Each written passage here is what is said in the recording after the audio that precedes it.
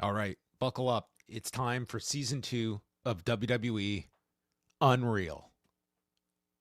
How Yeah. unreal will this season be? That is the question we aim to ask over the next several weeks as we go through 5 episodes taking us to the underbelly of WWE. 5 episode season, similar to the first season. Yes, yes, same number of Okay. episodes, same cast, same crew. All your favorites are back with a few additions, maybe a few more Sure. voices than season 1. I guess so. Yeah. I guess so. Sure. Similar. Yeah. How many clips and stories were you inundated of everyone taking everything from these 5 episodes and repurposing today? It was on Reddit, it was on X, it was on Blue Sky. I didn't really do much browsing today, so I have no idea, actually. Well, there was yeah, just plenty of What are people talking about most? I don't have a good sense of what the I guess there was a lot of people were posting clips of like the writers room scenes. There Okay. was one circulating a lot around. I don't know. I've only seen him in clip form, but I don't think this season's going to be too kind to Road Dogg. Like he really comes across as like either like corporate shill in the R Truth trailer or just aloof in the creators room and very emotional. Okay. All right. So I'm looking we'll, forward we'll to that. see. I want to watch him in the full context, but that is not going to be. There wasn't. I don't think there was any Road Dogg in this first episode that we're going to get into. Wait, we spent. We went through season 1, and I guess going into this one, like, was this something that as we got a little closer, you were interested to sit down and look at these? Did you leave with a positive view of season 1, a negative view, or do you think that it accomplished what it set out to do, which is kind of take people to a WWE curated version of what is considered behind the scenes? Right. Um. I guess a lot of there there. Did you have any I'm interest in I'm watching just this processing morning? the question because I thought it was I thought it was a very specific question. So did it achieve what it set out to do? I mean, what I think it achieved to do, or what it set out to do, was to have it be its own drive to survive. And what exactly does that mean? That means I a would say way. Drive to Survive. This is not. This is not some phenomenon that Well, what is a has. drive to survive to you? To me, Drive to Survive is the apex of this type of programming that completely penetrates through a chosen industry and leaps into the pop culture and brings an industry to a whole nother level of popularity. Like this, WWE is no more popular because of this series. You're right, but you're more so talking about the effect of Drive to Survive, right? Which I'm sure this one, like wants to be, but even in conception, Drive to Survive really just is like a way to introduce the sport of F1 to an audience through a very different way than F1 has traditionally been introduced to a new audience.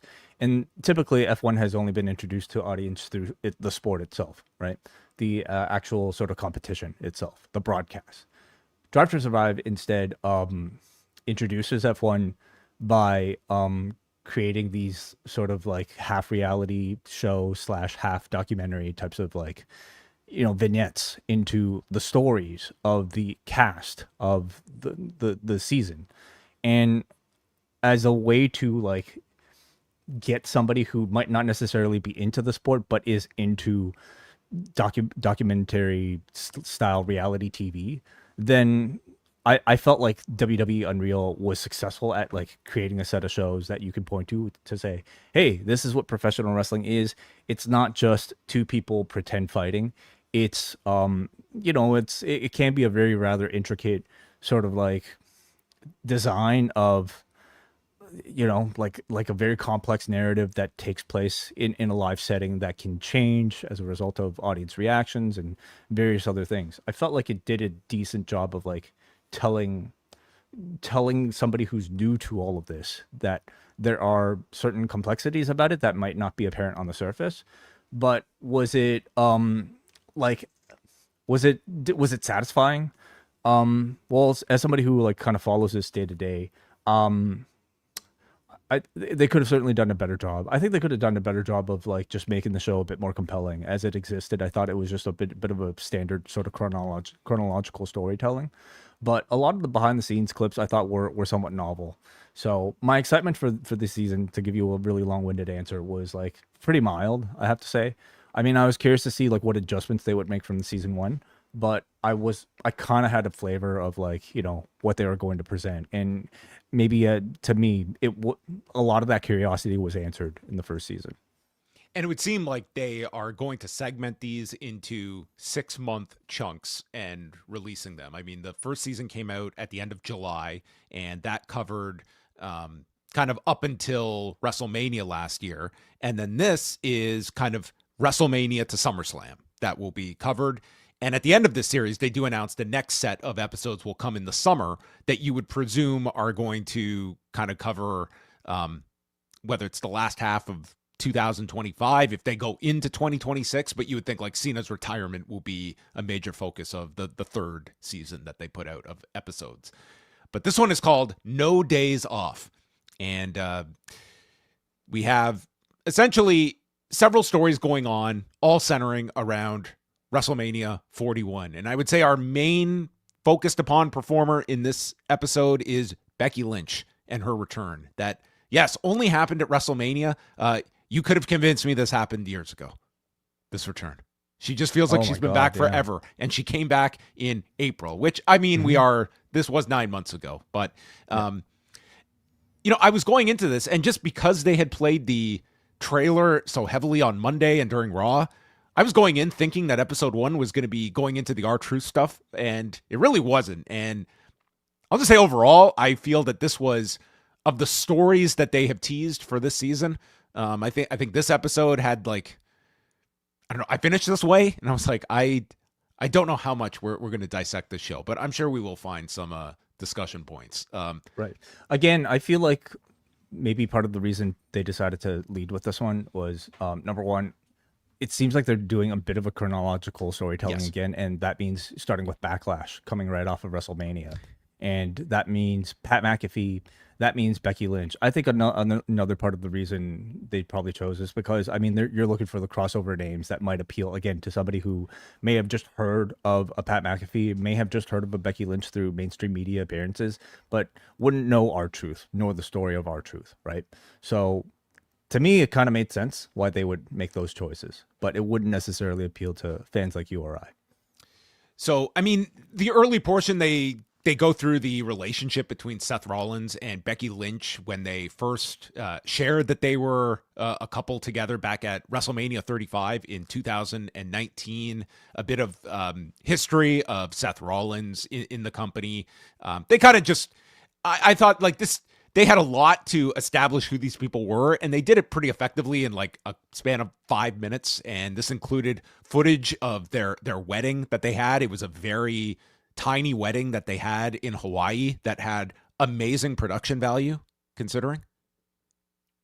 I mean, videographers, I suppose, are something people would pay a lot of money for weddings. So, yeah. And we get into the crux of the episode, and I just found it amusing. I understand that the title applies, but Levesque pushes, in this business, there's no days off. And we go to the graphic of the calendar, and you just look at this calendar, and it's like it's got the Raws, the SmackDowns, and a pay-per-view per month. And I'm just looking at this calendar. I'm like, there's a lot of days off here. There's no house shows. There's nothing in the middle of the week. I understand this is more than just the TVs, but I did find it funny that if you're just watching this and you go to this calendar, it looks like this ain't so bad. It's like 2 days a week of work. I guess for him, there are no days off because, I mean, there's a lot of prep that goes into each one of these shows. Yes. He was. I was waiting for Darren Young to do a cameo here, and he says that WrestleMania ends. Now the focus is on SummerSlam, and that's where all their attention goes toward. And they talk about the rise of Becky Lynch as sort of this, sort of an underling of the four horsewomen, that she was considered like the one that was maybe at the bottom of the pecking order among those four when they began. But in time, she topped all of them in terms of becoming the top performer in the industry for a period of time, headlining WrestleMania and showing the footage of her broken nose in 2018, but that she got burnt out in 2024. And so they paused her contract in May of 2024, and then she was ready to come back nearly a year later at WrestleMania. Look, her contract ended. They say the contract ended, or Yeah. did they say that they were pausing this because she said when she came back, "This is my last contract"? So it might have been a new deal. She said when she said she was going to ride out the rest of her contract, then she was going to like basically take time off, and then come back. So she comes back, and yeah, there is a point in this where she states this is going to be her last contract, that she is, her child is getting older, and there was quite a focus on, here are two performers that, even with the schedule as it is now, I mean, this could be like, I'm sure, Wai, you would have no problem being on the road with your kids on a weekly basis and taking them around the country. That'd be no problem. I don't even know if. Oh yeah, of course, yeah. I don't even know if like they would have been doing the tour bus thing. They might have just been like going back and forth. Yeah, I mean, they've, they've mentioned that they've taken their child to Saudi Arabia and all these places. But I mean, at the same time, just the fact of like, this is a very unique industry, and having both parents that are doing this full time, that's pretty taxing to be doing this at this level. But well, I just can't imagine like the lack of stability. I mean, you're really a traveling circus person, right? And I guess your friends would be the people that are in the crew, and I guess various other. I don't know if there are any other children that are on the road in the same way. But I also don't know how like maybe how often like they would bring her on the road, but it can't be that healthy, I have to say. So the focus is on WrestleMania, and this was interesting because I don't think they ever bring up like what the actual story was here of, if you remember that week of WrestleMania, it was going to be Lyra and Bayley teaming up against Liv Morgan and Raquel Rodriguez. And then Bayley did an interview with Chris Van Vliet that week, and she was indicating like about appearing at WrestleMania or sometimes being overlooked, something to that degree. And she was like, well, when is this going to be airing? And like intimating that there was something to come that was going to, give fuel to the fire of the people that might think Bayley is underappreciated, because they do the injury angle on SmackDown before the weekend of WrestleMania, where she is ousted from the spot and leads to Lyra needing a surprise partner. And that would be Becky showing up. But they don't really, they don't talk about that aspect of the story at all. But I found that to be, this is just, they're at the sacrifice of time and what you tell. But I think that's a really compelling one. Like, here is one of your seasoned performers that is getting yanked from the big show of the year in service of Becky's comeback here. But they were more focused on, this is the Becky return. If it was the Bayley focus story, I think that would be a really interesting part of it. But that's also, a Bayley story doesn't really have. It's not like it has like a redemption at the end of it either. Yeah. It's like she does like her character shift later in the year, but it's not as though it didn't really result in anything. Like, no, it doesn't resolve itself. Like, this was all about getting Becky on the show and launching this program with Lyra Valkyria, and Bayley's odd woman out. Yeah. So the surprise, I found this interesting, is that we hear from Paul Levesque, who says that there's nothing wrong with everybody thinking the partner is going to be Becky, and then it turns out to be Becky, and everyone pops anyway, which I think is, especially in modern WWE, I think sometimes, and we will get into this later in the season, there is an obsession about the surprise and no one being able to figure stuff out. I think it's refreshing that you hear something like this from anyone that is, I think, writing pro wrestling, is that I completely agree. Like, sometimes it is like the Punk example going to AEW. It's like, yes, everyone was expecting Punk, and it was a gigantic moment. It wasn't about the surprise. It was about teasing people and then delivering in a big way. And I think that is a way you look at, like, all things can be different. There's a time when you want to do something that no one sees coming, but there's also times when people are expecting something and it's not the worst thing in the world, that everyone knows what's coming. I think in this case, it helped also that like the surprise wasn't necessarily Becky, but the fact that Becky was going to be turning the next night, you know? So yeah, that's a good point. So,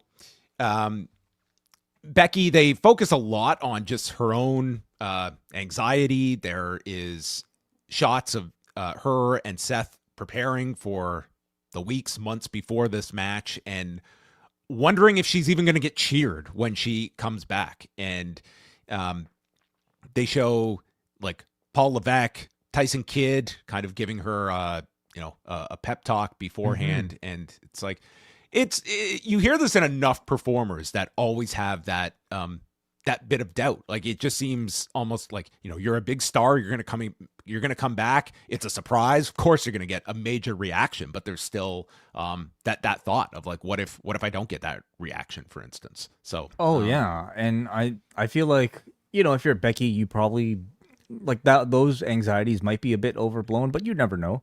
But if you're Natalya, who I'm sure last night probably felt very similar, unfortunately, that reaction was not great for her return, or at least like not the turn, So like, depending on the level of performer that you are, or maybe even the location, there aren't many performers that are as popular as Becky Lynch.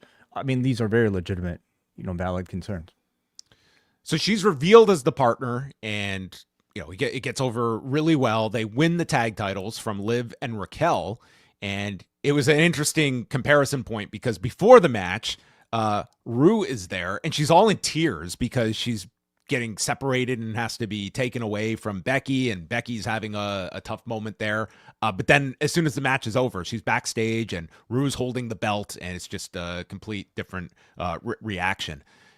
And all that is to say that the very next night they run the match back and Liv and Raquel win the belts back, and Becky turns on Lyra, and Lyra recaps this saying, well, what happened was we didn't really go over how the turn was going to go. So it was her hitting me with manhandle slam after manhandle slam after manhandle slam while the crowd cheered.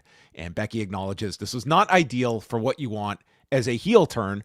But I would say in the modern era, this is more often than not, it's like fans cheer storyline turns. It's like, this is something significant that's happening, and you get the one more time chant, and that was the case here. And Becky acquiesced and continued with more manhandle slams. You just kind of roll with it, and that was the case here. Yeah. I mean, I thought this was a rather interesting case to be presented on a show that is essentially for like a non-WWE viewer, right? Like, to me, this was a bit more of a sort of in the weeds discussion of like something that does not go as planned, right? The idea that you could script something, but the audience will turn on it because, well, they think the bad guy doing this heinous act is so cool, and therefore I felt this to be as much of an admission of failure on the part of like Becky and Lyra as I think you would get. But I mean, I also think like it's interesting that it's coming from Becky here because, I mean, she became the man as a result of a very similar attack on Charlotte, if you remember.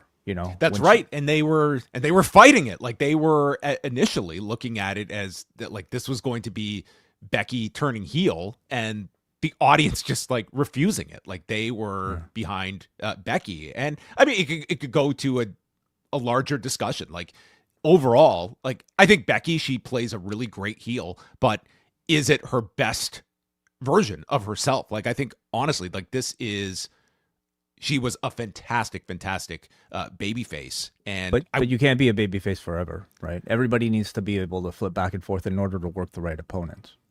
You do. It's one though. Like, I don't know if this version of Becky is like the level of like difference maker that Becky at her peak was. That this is, she kind of just feels like she's a heel. She's a top heel, but you're giving people a break from that Becky so that they can. Well, it's been a long break from that Becky.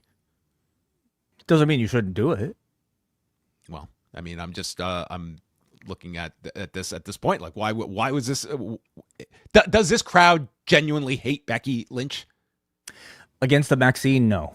Against the Lyra, probably no. So it's going to require and that's an issue. She hasn't really had the baby faces to work with that have been a counter to her. Like Lyra never reached that stature with Becky, and Maxine has not either. I kind of feel like that's been the whole point of like this heel run thus far this year, is to try to like get a Lyra up, to a certain level. Then like a lot of time spent on getting Maxine up to a certain level. And in the case of Maxine, I would say like probably the wrong candidate, to receive that sort of treatment.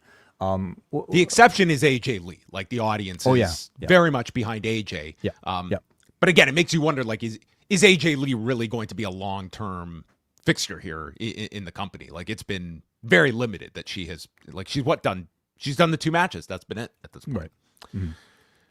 So after that, you get the focus on Backlash that Bruce Pritchard, I mean, this should really be the marketing campaign every year. He says, Backlash, it's a pain in the ass to come up with because you peak for WrestleMania and then we got Backlash. Yeah. I mean, again, like it sounds to me like a more of a refreshing, honest, like admission of how difficult a Backlash is to put together, but also like how, I don't know, how tough it can, how sort of like inconsequential it often seems because it's coming off of the show that has so much more like put into it. So, yeah, it often like not in recent years, I feel like they made Backlash like interesting, but like in many years past, Backlash has really just kind of felt like the lazy, WrestleMania rematch show. Yeah, it kind of is that, but it is where they explain here that because it's the come down from WrestleMania, you can lean into different characters, and whether that's call-ups that they bring back after WrestleMania, or in this case, doing what has usually been like a pretty tried and true angle. That is the color commentator standing up for the play-by-play guy, in this case, Pat McAfee, with Michael Cole, and shooting this angle with Gunther, where this was after Gunther's loss to Jey Uso, and putting his hands on Michael Cole, and Pat McAfee coming to his aid and getting choked out in what was a really excellent angle that they shot on Raw. And you got kind of Paul Levesque directing the entire thing, and how they were going to keep the camera on Pat McAfee for his whole walk to the back and backstage. And they're speaking through Adam Pearce to direct to Pat McAfee to keep selling. They will ruin this if he just stops selling. And this was a really well done angle. If you remember Michael Cole, he comes to the back with McAfee, then he returns and calls the rest of the show on his own.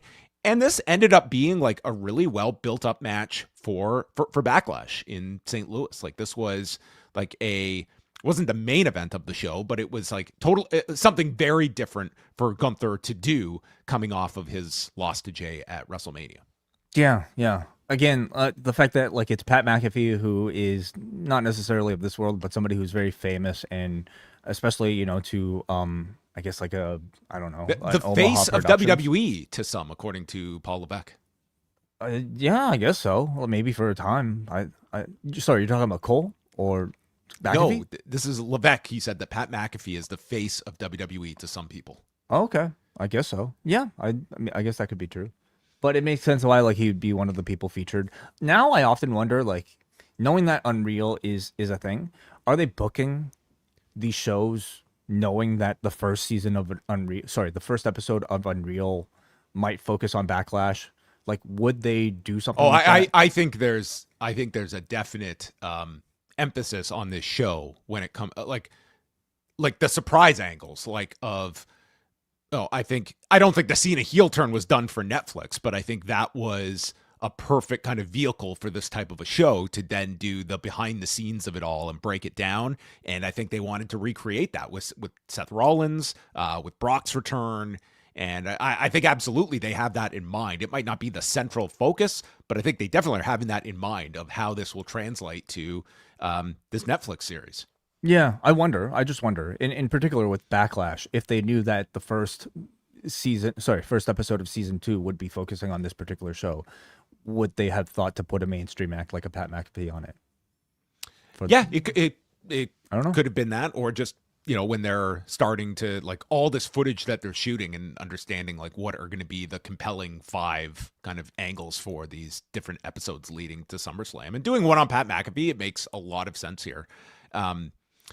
So they show kind of Matt McAfee and going through his own background, coming up through the pre-shows on NXT, and then training at his facility in Indianapolis that looks like a giant church that the man has bought to do all of his production out of. This is just a behemoth of a building that he has, and having the ring set up and working out with Brooks Jensen, the secret sauce to the Pat McAfee match layouts. That's it. Yeah. You also had a scene from the writers' room where they're debating the finish of this one. Yes. I mean, they had originally discussed Pat beating Gunther, which is that aligned with what? I guess I don't know how much you would know, but I mean, I never heard of McAfee winning this match. I think that, like, to me, it's, I don't know.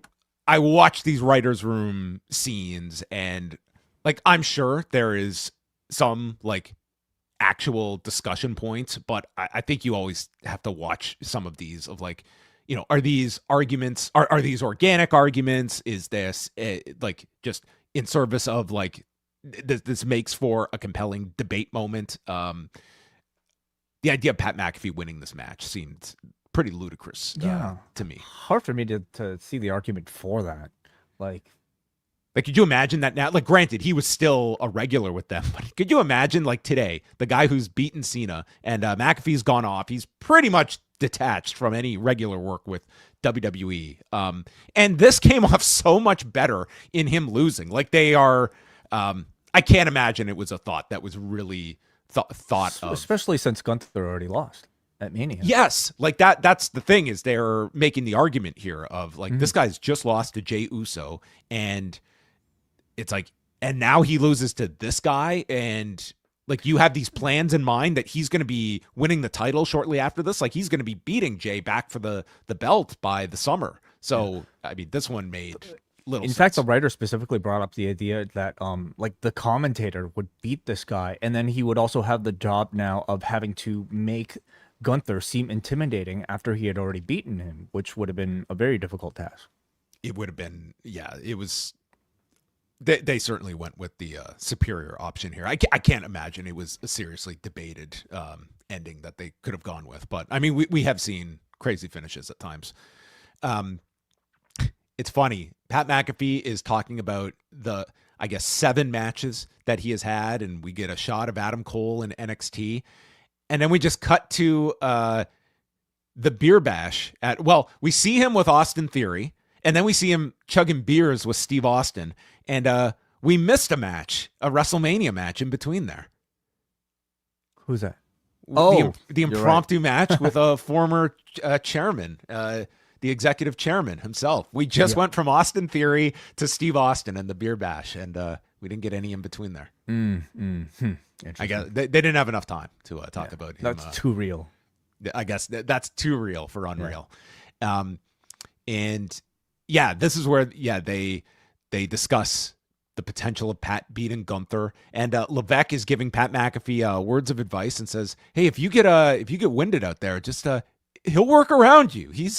Dude, you can tell Paul Levesque, like, this is my favorite toy. This is Gunther. He can do anything. Okay, you just tell him, he'll do it. He's the best. Like, it really stands out. And I don't think, like, you can just see this guy of Paul Levesque's pet projects, like, from the second that Gunther came over to NXT from NXT UK. You can see he has seen Gunther as his one of his major projects. You know, he was watching Joey Janela Spring Break with this match against PCO, and he was going crazy. Then he stuck around for the Great Sasuke doing karaoke too, I'm sure. Yeah. Then he saw this guy like really get into shape, and he was like, all right. So, yeah, and afterwards, it's fine. Levesque is speaking with Gunther and says, "You're gonna put him over at the end," and he doesn't mean in the match, but rather he's gonna give him like a sign of respect. He's like, "Do you know what you're gonna do?" "No, I don't really know. I'll figure it out." And he did it in I wasn't the biggest fan of this for the Gunther character, but in the grand scheme of things, it didn't really matter. Well, but what did he end up doing? He didn't go and shake his hand, but it's like he made a gesture and kind of nodded at Pat McAfee like a sign of respect.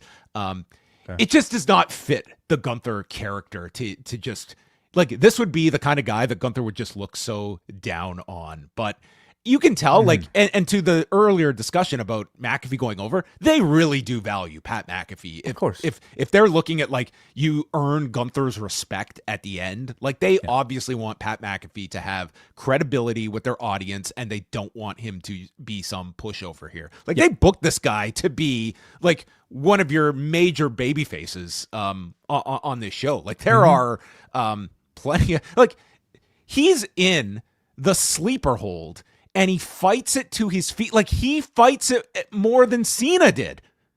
Yeah. Like, he put up more of a fight, and he goes out. He didn't even tap the referee. Like, Pat McAfee was actually handled with more care than John Cena in his retirement with Gunther. Yeah. I guess I wonder if, like, you did the rematch now, you know, after, like, doing all that with Cena, I wonder how this match would look. I imagine maybe some of those spots might not look necessarily be the same. But I guess it was a very different Gunther at that point. I guess so. Like, it's, you know, he's like, this is pre Goldberg. This is obviously pre Cena. But that was, you know, this match went off really well. I remember them going like 16, 17 minutes, and it did work with the crowd. And then they don't focus really on Cena and Orton for this show at all. But they go back to Lyra and Becky, who have their match on the pay-per-view. Honestly, Cena doesn't, like, in reading, I haven't watched ahead, but in reading the show description, Cena doesn't necessarily seem to feature until, like, the SummerSlam thing. And even then, I wonder how much of a focus he would be. Yeah, I mean, he's not really, from what I've only seen this one episode, but yeah, it doesn't seem. By the way, we're going to be doing this like last season, episode by episode, every single week. So, yeah. So the Lyra Becky match, it ends where Becky pokes Lyra in the eye, but Lyra still catches her with the cover and pins her, and then Becky immediately attacks Lyra, and Levesque is you hear Tyson Kidd here doing his best at Joseph Park, where he is, oh, sorry, that was too soon. That was too soon, because Becky immediately attacks her, and Levesque calmly gives some pointers to Becky that you didn't let the pop hit the high before you attacked her. And Lyra seems happy with the match. Becky calls it so-so. On the one hand, like, you know, like there was a lot of focus on that moment of, like, Becky attacking too soon. And I think, like, the purpose of the show is, I mean, they have access to gorilla position, they have access to the agents, and, like, I think they therefore want to really emphasize the role of the producers and the agents in the creation of these matches, and therefore, like, a mistake like this is going to be a little bit more amplified, you know, as sort of like a crucial part of the match than I really think it was, like, in execution.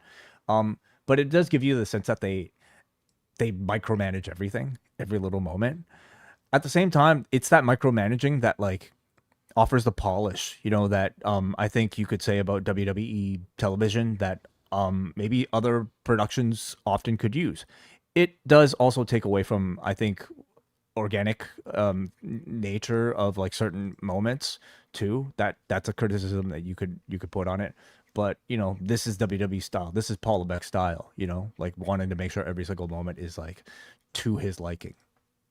Yeah, and there's good and bad with that. Like, certainly you can look at the quality control level. There's also a certain, like, over polishing sometimes that can be a complaint of WWE. I mean, it just, in terms of just watching this as is, it's like, this was not like Becky had been hit by some devastating maneuver. It was a flash pin. And in that sense, like, it felt real. Yeah, it was just like she was frustrated. She got caught. It's not like she was knocked out or anything, and she just attacked her. So, but the complaint is that you didn't give Lyra her hero shot. You know, which she. That's it. They're looking at this from the production of such a finish, and not from, like, a realistic standpoint or from that vantage point. It's just a different perspective that they look at it. And Levesque just says the money is having an eye on the long term, which is an interesting one when we are 2 weeks removed from them apparently, like, blowing up Mania directions after Reigns and Cody shot their ankle at War Games. So the money is in the long term. unless you get a better idea and then you blow those plans up. Well, that's a tease for season 3, is it not? Yes. And we get clips from the upcoming season at the end here. So, yeah, the major focus this season is going to be Brock's return at SummerSlam, Seth's Saturday night's main event angle and the return at SummerSlam, R-Truth, and some Cena and Cody that is mixed in here for their lead up to SummerSlam. And Naomi as well. There is an episode where they do have Naomi address leaving with Sasha Banks in 2022 as well. So that will be featured as well. Those seem to be the major stories that will be covered. This, to me, I would imagine is probably going to be the least impactful episode in terms of like discussion and people focusing on, because I didn't really take a whole lot from this episode beyond, I mean, it was a focus on Pat McAfee, a focus on Becky Lynch, and that was the episode. I didn't come away with this with too much substance from episode 1. Yeah, it wasn't necessarily the type of episode that would make you like say, I have to watch season 2, you know, which I mean, at this point in season 2, I wonder like how much of like new sampling audiences they still might have. I feel like by this point, you kind of know what Unreal is. And if you're on board, you probably like the personalities enough, or at least just like you like this world enough to want to keep watching anyway. But I can understand why they chose Becky and Pat McAfee to lead off this season. Again, they're famous faces. And in the case of Becky, I felt like they did a good job in introducing you to her or telling you her story in a condensed form. I mean, you know, she at this point might be like, I kind of equate it to like Lewis Hamilton in Drive to Survive season 2, where I mean, you didn't have Lewis Hamilton at all in season 1. He just like Mercedes didn't want to do the show, and he's the most famous person in F1 at that time. So when they got him in, I believe it was either season 2 or 3, I forget. They kind of gave you like a big introduction for people who might have heard or seen Lewis Hamilton's face but didn't exactly know his history in his career. I felt like this was sort of that episode for Becky Lynch, and as an introduction to Becky Lynch in a very condensed form, I thought they did a good job. They told you who she was. She is naturally just incredibly likable, you know, and I think magnetic on the screen. And now you know, like understood why she is so celebrated and why she's so famous and why she's so popular. But they also told you sort of like her current state in her career, where she admits that she's accomplished everything she needs to. She's just now sort of like in what might be a bit of a bonus round where she could do things like play heel and help build other stars like Lara Valkyria, while at the same time, of course, trying to juggle motherhood, which is, you know, all I think very relatable for people that might be watching. So in that sense, I thought they did a great job introducing Becky. Again, did it leave you enough intrigue? Like, was there enough like juiciness to this one? No, there wasn't. Like, you needed to get into a little bit more controversy to maybe tease people with. Maybe they assumed that, like, you know, the trailer was enough to do that, but I didn't think it was enough. But they did, I guess, give you an introduction to Colby Lopez as well, who does, you know, I imagine would weave in throughout the season, leading up to his worked injury reveal at SummerSlam. More of CeeLo this season. CeeLo, love it. Yeah. How do you feel? We'll end it here. How do you feel about Paul Levesque? He is the central figure of this show. I think it'll be really interesting to see.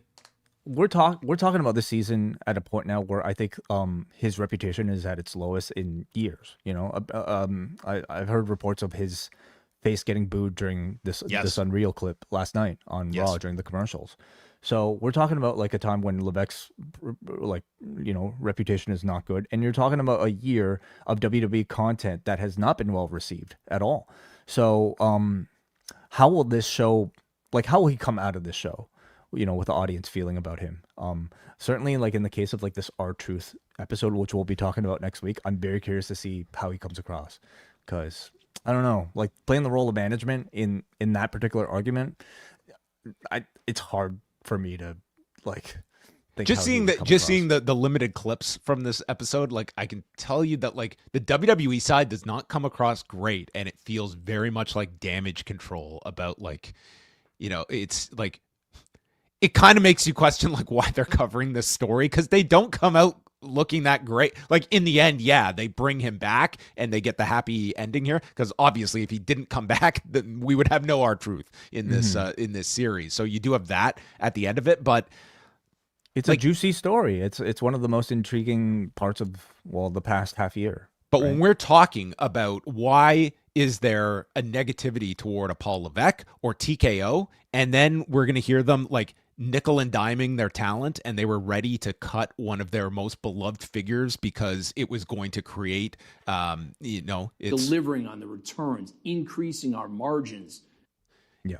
That doesn't really compute with people. And I think it does enhance that kind of negative sentiment when this guy was like, in the grand scheme of things, R-Truth is a rounding error in TKO's revenues. But for them, like, they are looking at it from like a cost value analysis, and fans don't respond to that.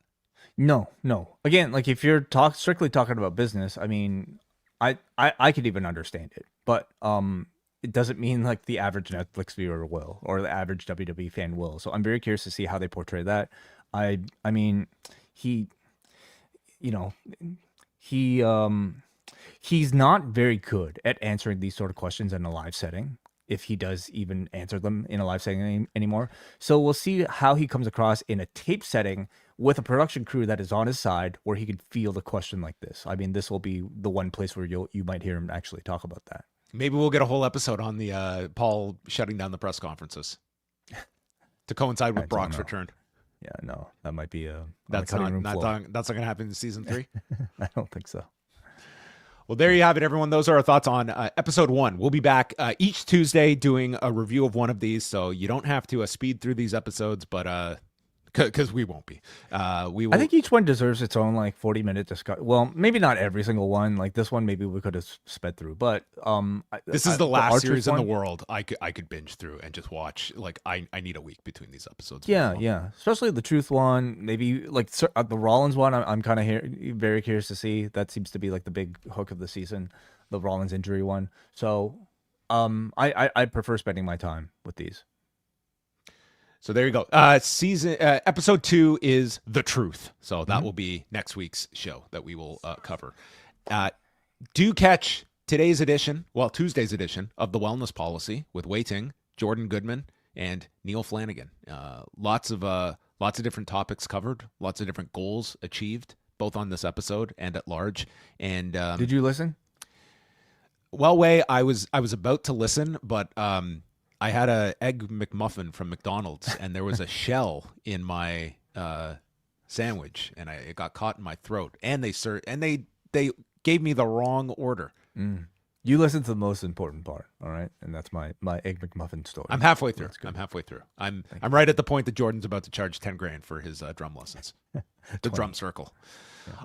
All right, we'll be back on Wednesday. We've got Pollock and Thurston at 1 Eastern and Rewind Dynamite. And hey, freeloaders out there, postwrestlingcafe.com.